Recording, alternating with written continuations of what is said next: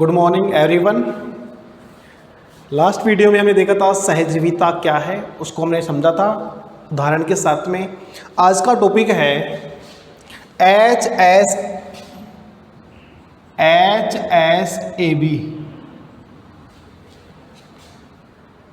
सिद्धांत के अनुप्रयोग।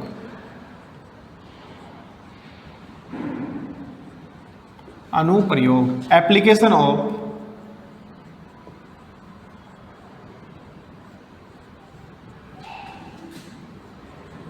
HSAB theory.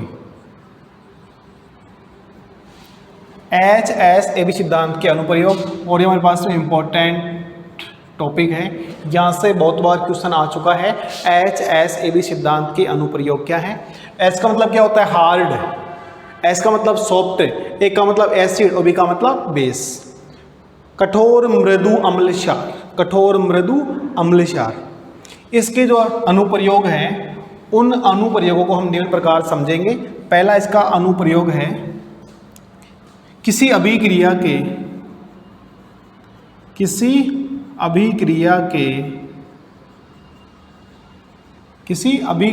के होने में या होने का पूर्व अनुमान लगाने में। पहला टॉपिक है, यानी को हमारे पास में कोई भी क्रिया होगी या नहीं होगी, उसका जो पूर्व अनुमान है वो हम HSAB सिद्धांत के द्वारा लगा सकते हैं। दूसरा है अभिक्रिया की अग्र एवं पश्च दिशा ज्ञात करने में। तीसरा है HX का स्थायित्व। HX का जो स्थायित्व है उसकी व्याख्या हम कर सकते हैं। नेक्स्ट है उत्प्रेरकों की विषाक्तता। उत्प्रेरकों की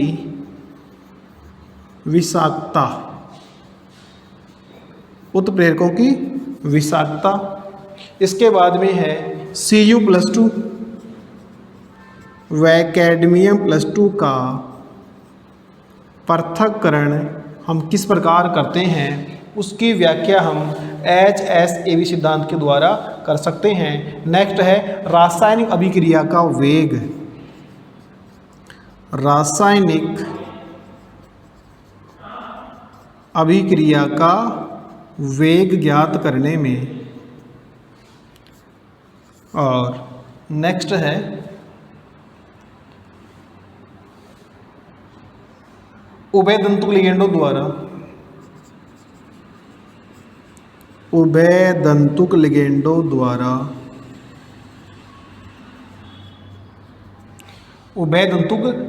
द्वारा उप सहसंयोजक यौगिकों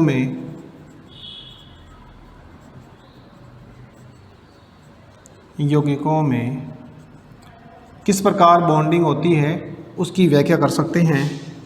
आठवां हमारे पास में है कठोरता एवं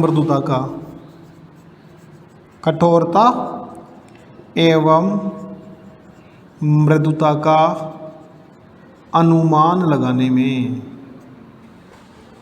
ठीक है, ये हमारे पास में 8 प्रकार की एप्लीकेशन हैं जो हम HSAB सिद्धांत के द्वारा हम देख सकते हैं। पहला है किसी अभिक्रिया के होने का पूर्व अनुमान लगाने में, अभिक्रिया की अग्र व पश्च दिशा ज्ञात करने में, HX का जो हमारे पास में हैलाइड है उसका स्थायित्व देखने में, उत्प्रेरकों की विषाक्तता, Cu+2 कैडमियम+2 का पृथक्करण, रासायनिक अभिक्रिया का वेग ज्ञात करने में, उभयदंतुक लिगेंडों द्वारा उप सहसंयोजक यौगिकों में बंधन किस प्रकार होता है, कठोरता एवं मृदुता का अनुमान लगाने में।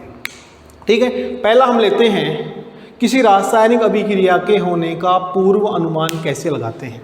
देखो हमारे पास में कोई कंपाउंड का निर्माण होगा, कोई भी संकुल यौगिक बनेगा, तो संकुल यौगिक में हमारे पास में स्पशीज होगी।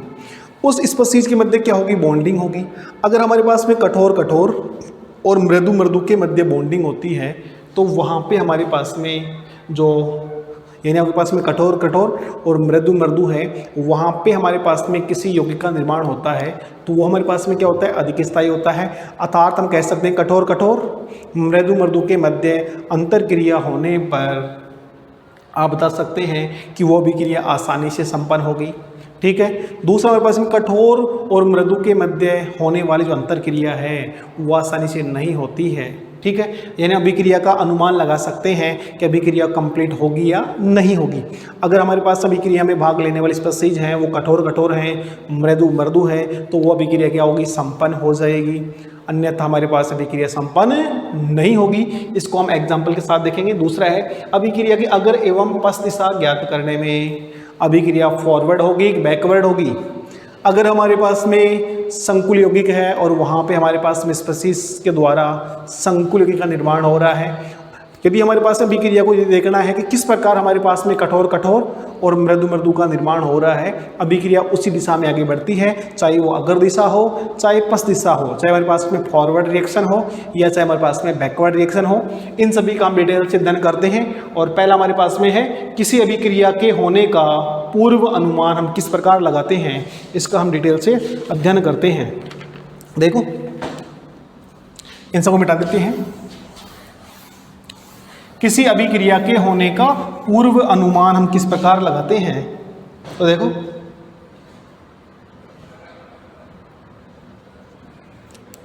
HSAB सिद्धांत के अनुसार, HSAB सिद्धांत के अनुसार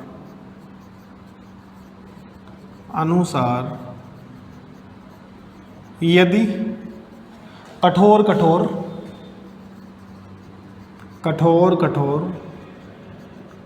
या मृदु मृदु के मध्य अंतर क्रिया होती है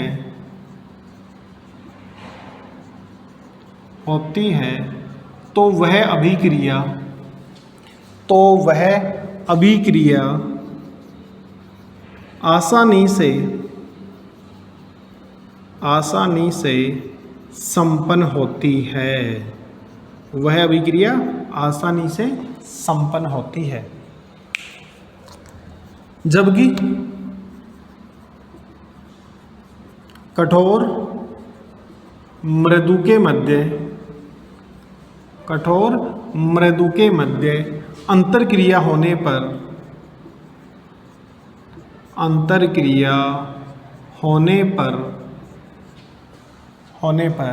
अभिक्रिया आसानी से पूर्ण नहीं होती।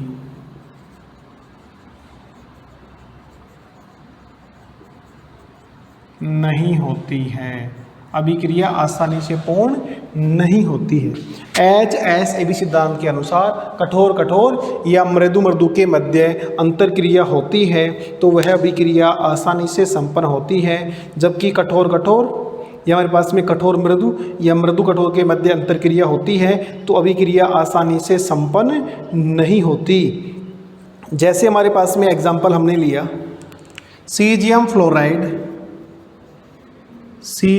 फ्लोराइड, दूसरा है लिथियम आयोडाइड। ठीक है। अब हमारे पास में अभिक्रिया हो रही है, यहाँ पे हमारे पास में lithium fluoride plus caesium iodide. अब लिथियम और यहाँ पे हमारे पास में फ्लोराइड है, इन दोनों की हम बात करें तो लिथियम हमारे पास में कैसा होता है, कठोर होता है। कैसा होता है, कठोर अम्ल है ये कैसा हमारे पास में कठोर क्षार है। ठीक है। सीजियम हमारे पास में कैसा है, कठोर है, और आयोडाइड हमारे पास में कैसा है, मृदु है। कठोर अम्ल और मृदु क्षार। ठीक है। अब देखो हमारे पास में HSAB सिद्धांत के अनुसार यदि कठोर कठोर मृदु मृदु के मध्य अंतर क्रिया होती है तो वह अभिक्रिया आसानी से संपन्न होती है। इसको हम देखो, यहाँ आगे देखो, इसको मृदु ले लेना, इस सीजम का आकार बड़ा होता है इसलिए यहाँ पे कैसे हो जाएगा, ये मृदु मृदु हो जाएगा, ये कठोर कठोर है। ठीक है, अब देखो हम आपके पास में कठोर कठोर और मृदु मृदु के मध्य आसानी से अंतरक्रिया होगी तो आसानी से अभिक्रिया पे क्या हो जाएगी, कंप्लीट हो जाएगी। अगर हम इसको बैकवर्ड लें, ऐसे लें, लिथियम फ्लोराइड सीजियम आयोडाइड और फिर हम अभिक्रिया करवाएं सीजियम फ्लोराइड और लिथियम आयोडाइड। ठीक है, अब यह अभिक्रिया होगी या नहीं होगी आपके पास में, इस अभिक्रिया को देखने के लिए सीजियम कैसा है हमारे पास में, सॉफ्ट है, ये कैसा है हमारे पास में, हार्ड है। लिथियम कैसा है हमारे पास में, हार्ड, ये कैसा है, सॉफ्ट है। सॉफ्ट आपके पास में कैसा है, ये मृदु कठोर, ये आपके पास में कठोर और मृदु। तो अभिक्रिया होगी कि नहीं होगी, यानी नो रिएक्शन, नो रिएक्शन। ठीक है, अभिक्रिया होने का पूर्व अनुमान हम लगा सकते हैं कि हमारे पास में अभिक्रिया हो रही है, अभिक्रिया होने में जो प्रोडक्ट बन रहा है उस प्रोडक्ट में कठोर कठोर और मृदु मृदु के मध्य अंतरक्रिया होती है तो अभिक्रिया आसानी से कंप्लीट होगी।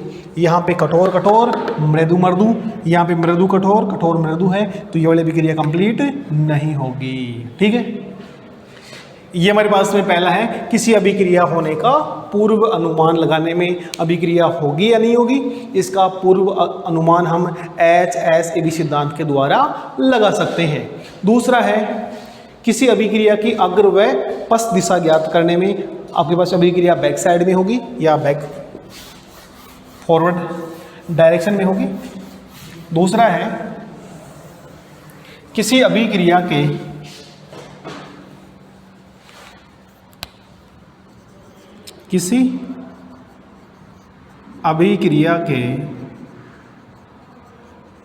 दिशा निर्धारण करने में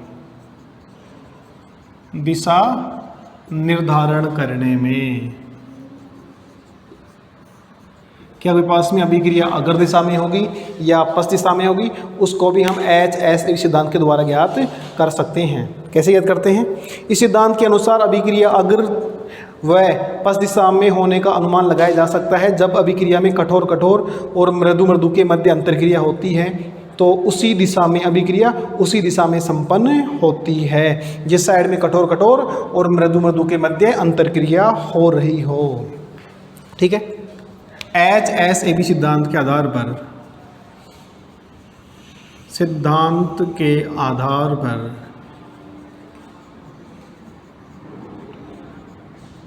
किसी अभिक्रिया की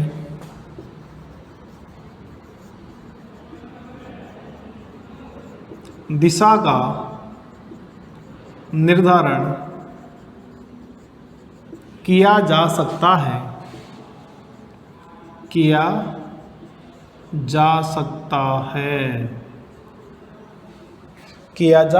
सकता है जैसे जब किसी अभिक्रिया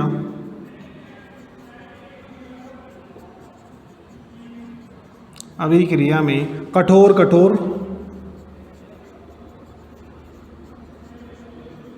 या मृदु मृदु, कठोर कठोर या मृदु मृदु अंतरक्रिया होती है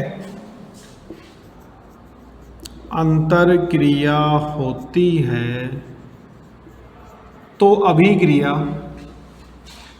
अभिक्रिया उसी दिशा में अग्रसर होती है। जिस साइड में आपके पास में कठोर कठोर और मृदु मृदु के मध्य अंतरक्रिया होती है अभिक्रिया उसी दिशा में क्या होती है, अग्रसर होती है।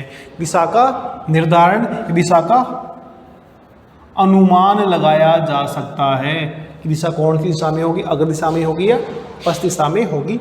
फॉर एग्जाम्पल हम देखें, जैसे हमारे पास में है H+ CH3 HgOH। ठीक है, अब इस अभिक्रिया में हमारे पास में H+ कैसा है, कठोर अम्ल है, कठोर अम्ल है। ये हमारे पास में है मृदु अम्ल, ये हमारे पास में है कठोर क्षार, कठोर क्षार है। अब अभिक्रिया बनती है हमारे पास में CH3 Hg+ और HOH, कठोर अम्ल और कठोर क्षार। अब अभिक्रिया कैसी होगी? अग्र दिशा में, अग्र दिशा कह दो या फॉरवर्ड रिएक्शन कह देंगे इसको अपन।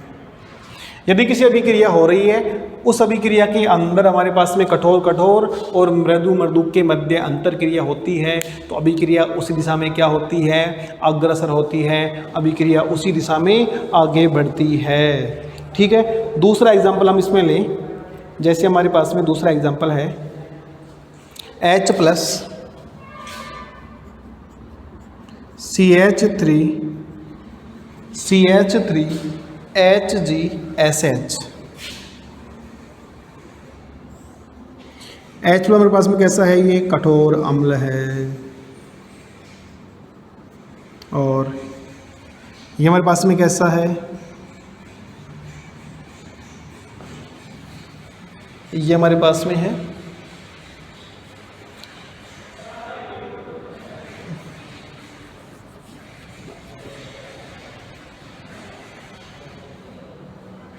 सॉफ्ट एसिड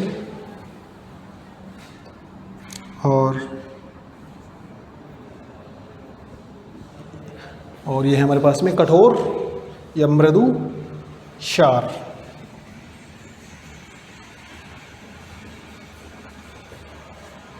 अब यहाँ पे हमारे पास में देखो क्या बने? H2S बने या HSH बने प्लस CH3 Hg+ बने और ये हमारे पास में कैसा है? कठोर मृदु के मध्यंतर क्रिया और ये कैसा है? मृदु है। तो हमारे पास अभी क्रिया कैसी होगी? इस साइड में आगे बढ़ेगी, बैकवर्ड रिएक्शन कह सकते हैं इसको अपन, बैकवर्ड रिएक्शन। देखो कठोर अम्ल, मृदु अम्ल, मृदु क्षार किस साइड बन रहा है हमारे पास में? एक साइड बन रहा है। यहाँ से हमारे पास अभिक्रिया कैसी होगी? बैक साइड में होगी, बैकवर्ड रिएक्शन होगी। ये कठोर मृदु, मृदु मृदु के मध्य आपके पास में क्या होगी? रिएक्शन हो जाएगी, SH ये वाला ऐड हो जाएगा और मृदु मृदु के मध्य क्या होगी? अंतर क्रिया होगी। उसी दिशा में अभिक्रिया होती है, अग्रसर होती है। कहने का मतलब ये है HSAB सिद्धांत के अनुसार हम किसी अभिक्रिया की दिशा का निर्धारण कर सकते हैं या उसका पूर्व अनुमान लगा सकते हैं कि अभिक्रिया हमारे पास में अग्र दिशा में होगी या बैक साइड में होगी। जब किसी अभिक्रिया में कठोर कठोर या मृदु मृदु अंतर क्रिया होती है तो अभिक्रिया उसी दिशा में क्या होती है? अग्रसर होती है। यहाँ पे कठोर कठोर था, यहाँ पे मृदु मृदु है, तो अभिक्रिया कैसी होगी? बैकवर्ड होगी। यानी यहाँ से हमारे पास में ये प्रोडक्ट बनेगा, इससे प्रोडक्ट ये वाला प्रोडक्ट नहीं बनेगा, और बनेगा तो क्या रहेगा? हमारे पास में बहुत ही कम स्थायी होगा या अल्प स्थायी होगा। ठीक है, यानी कि किसी भी क्रिया के दिशा का निर्धारण हम HSAB सिद्धांत के आधार पर कर सकते हैं। तीसरा हमारे पास में है HX, जो हमारे पास में HX है उसके स्थायित्व की हम व्याख्या करते हैं।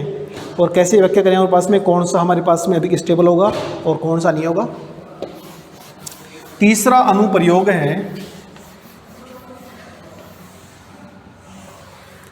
हाइड्रोजन हैलाइड का स्थायित्व, HX का स्थायित्व। HX हमारे पास में देखो किसी वर्ग में ऊपर से नीचे जाने पर हैलाइड आयनों की कठोरता में कमी व मृदुता में वृद्धि होती है, जिससे H+ कठोर अम्ल के साथ में स्थायी अंतरक्रिया में कमी होती जाती है, जिससे H+ आयन को त्यागने या प्रोटॉन को त्यागने की प्रवृत्ति बढ़ती जाती है। अतः अम्लीयता का मान में वृद्धि होती है व स्थायित्व के मान में कमी होती है। देखो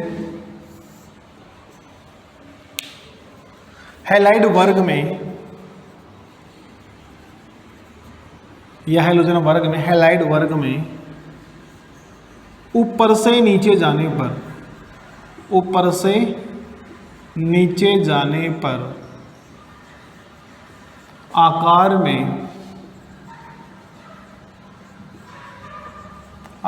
में वृद्धि होती जाती है, आकार में वृद्धि होती जाती है। हैलाइड वर्ग में ऊपर से नीचे जाने पर आकार में वृद्धि होती जाती है, जिससे हैलाइड आयनों की कठोरता में कमी,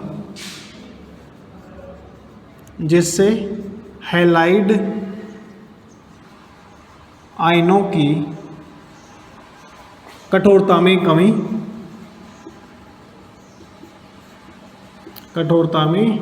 कमी तथा मृदुता में वृद्धि होती है,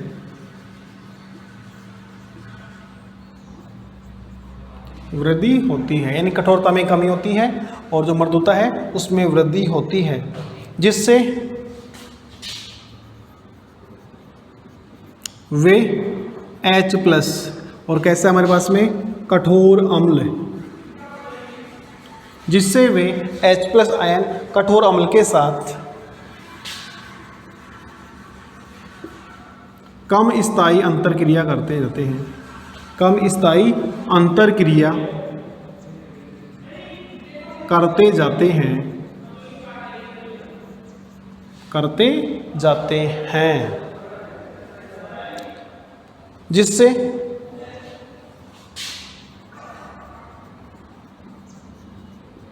H+ आयन या प्रोटॉन त्यागने की प्रवृत्ति में वृद्धि होती जाती है, अर्थात अम्लीयता गुण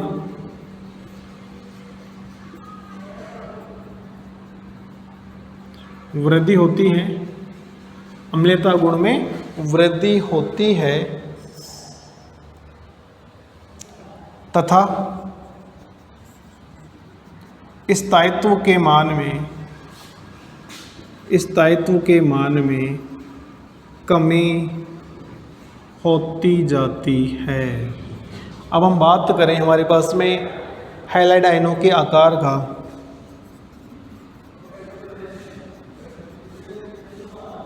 हैलाइड आयनों के आकार का बढ़ता क्रम fluorine minus, chlorine minus, bromine minus, I minus, ठीक है।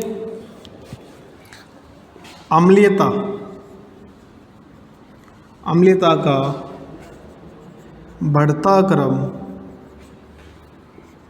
HF, HCl, HBr, HI। स्थायित्व के मान में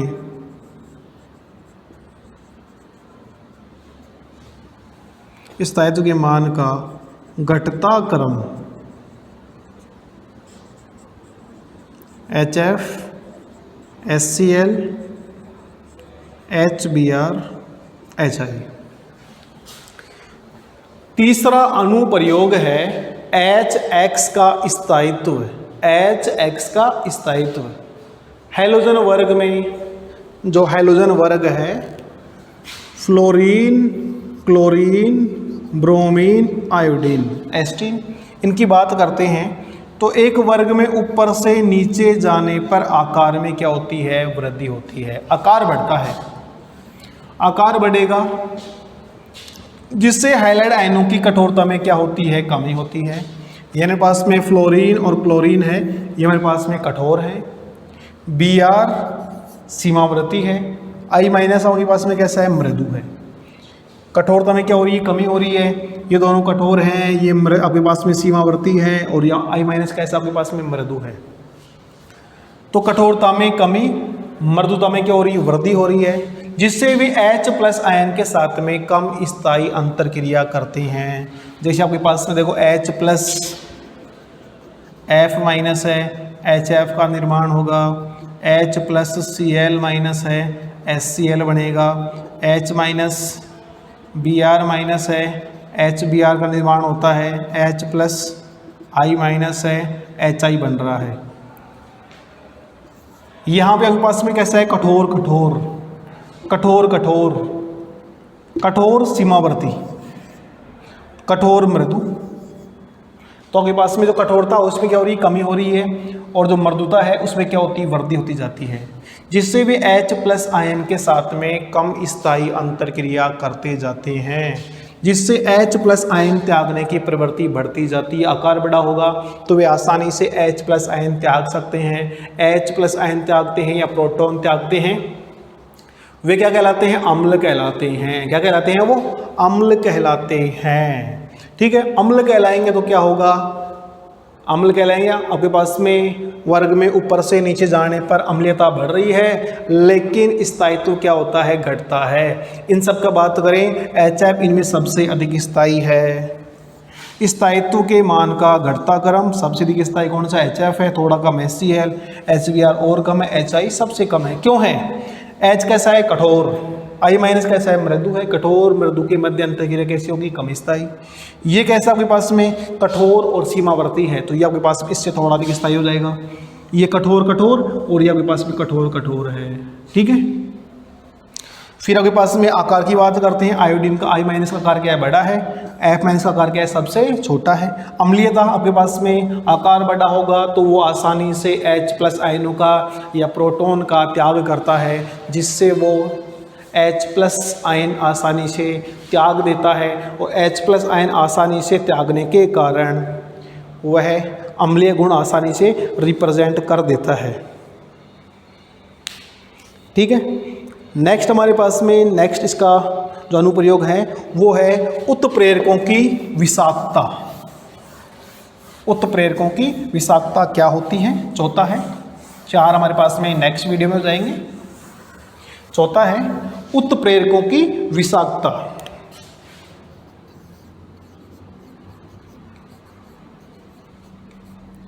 उत्प्रेरकों की विषाक्तता का हम अनुमान कैसे लगाते हैं वो देखो।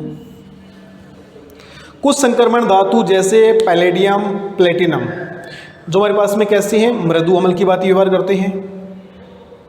पैलेडियम, प्लेटिनम उत्प्रेरक के रूप में कार्य करते हैं जब इनकी अभिक्रिया मृदु लिगेंड के साथ में, जैसे आपके पास में CO फोस्जीन के साथ में अंतरक्रिया होती है तो इनके मध्य स्थायी अंतरक्रिया होती है, जिससे प्लेटिनम व पैलेडियम के सक्रिय साइट या बिंदु स्थिति बंद हो जाते हैं, जिससे इनकी उत्प्रेरक क्षमता समाप्त हो जाती है। इसे कहते हैं उत्प्रेरकों का विषाक्तन। जैसे हमारे पास में कुछ संक्रमण तत्व,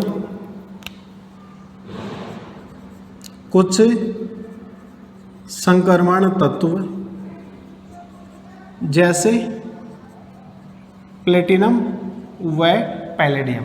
प्लेटिनम और पैलेडियम दोनों हमारे पास में कैसे हैं, मृदु अम्ल हैं। दोनों कैसे होते हैं, मृदु अम्ल है। ये हमारे पास में, इसको दोनों हमारे पास में क्या धातु हैं, दोनों मृदु अम्ल है। ये उत्प्रेरक के रूप में, उत्प्रेरकों के रूप में कार्य करते हैं, कार्य करते हैं यदि जब इनकी अभिक्रिया मृदु ligand carbonyl, phosphine, PH3 phosphine आदि के साथ की जाती है, आदि के साथ में की जाती है, तो मृदु मृदु के मध्य अंतरक्रिया होने के कारण, मृदु मृदु के मध्य अंतरक्रिया, मृदु मृदु के मध्य अंतरक्रिया होने के कारण इन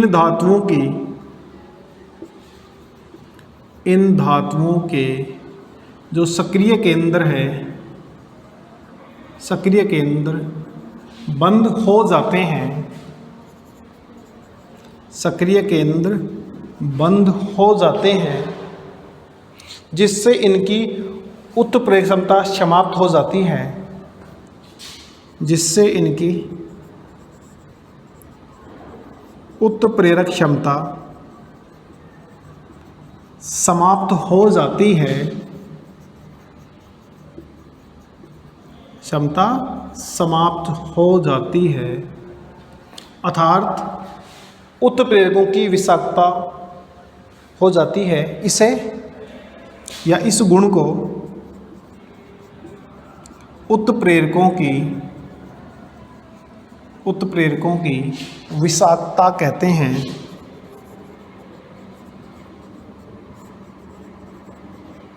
उत्प्रेरकों की विषाक्तता कहते हैं। दोबारा समझे, हमारे पास में मुख्य रूप से निकेल, प्लेटिनम, पैलेडियम, ये सभी हमारे पास में उत्प्रेरक का या कैटेलिस्ट का कार्य करते हैं। कुछ संक्रमण तत्व जैसे प्लेटिनम और पैलेडियम हैं, वो किस में आते हैं? मृदु अम्ल में आते हैं, जिनका आकार बड़ा होता है।